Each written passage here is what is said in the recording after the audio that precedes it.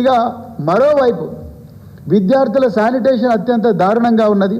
మరి స్కూళ్ళల్లో టాయిలెట్లు లేవు, అమ్మాయిలకు సపరేట్ టాయిలెట్లు లేవు, కాంపౌండ్ వాల్స్ లేవు. ఈ సమస్యల గురించి ప్రశ్నించిన ప్రతిసారి కూడా ఒక ఆఫీసరు మరి సంక్షేమ గురుకుల పాఠశాలల్లో ఆమె అంటున్నారు విద్యార్థులు వాళ్ళ టాయిలెట్లు వాళ్ళే కడుక్కోవాలి, తప్పే ఉన్నది అంటున్నారు.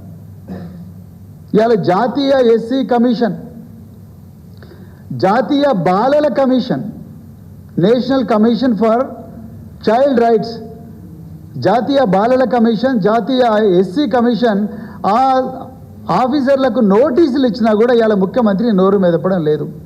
అయ్యా రేవంత్ రెడ్డి గారు, మీరు ఆఫీసర్ గారి వ్యాఖ్యలను ఏకీభవిస్తున్నారా? నేను రాహుల్ గాంధీ గారిని కూడా అడుగుతున్నాను, మల్లికార్జున ఖర్గే గారిని కూడా అడుగుతున్నాను. మీరు బీహార్లో దర్భంగా అంబేద్కర్ హాస్టల్లో మీకు ఘోరాలు కనిపిస్తున్నాయి, తెలంగాణలో ఈ దారుణాలు కనిపిస్తలేవా?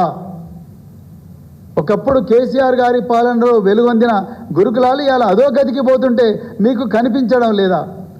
ఇలా యూనివర్సిటీలో ఇప్పటి వరకు కూడా అసిస్టెంట్ ప్రొఫెసర్ లేరు. మరి మీరు రిక్రూట్ చేస్తామన్నారు కదా, ఎందుకు అసిస్టెంట్ ప్రొఫెసర్ని రిక్రూట్ చేయడం లేదు? 17,000 మంది టీచర్ల పోస్టులు ఇప్పటికి కూడా వేకెంట్ ఉన్నాయి. చాలా చోట్ల ఇప్పటికి కూడా స్కూల్స్ క్లోజ్ చేస్తూ ఉన్నారు. ఒకసారి స్కూల్ ఓపెన్ అయిందంటే దాన్ని క్లోజ్ చేయలేము. 3 విద్యార్థులను కూడా చదువు చెప్పాల్సిందే.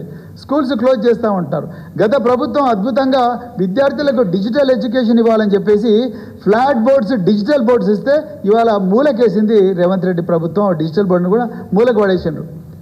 ఇంటర్నెట్ కనెక్షన్ లేదు, లైబ్రరీలు లేవు, ఏ స్కూల్కి కూడా ఇంటర్నెట్ కనెక్షన్ లేదు.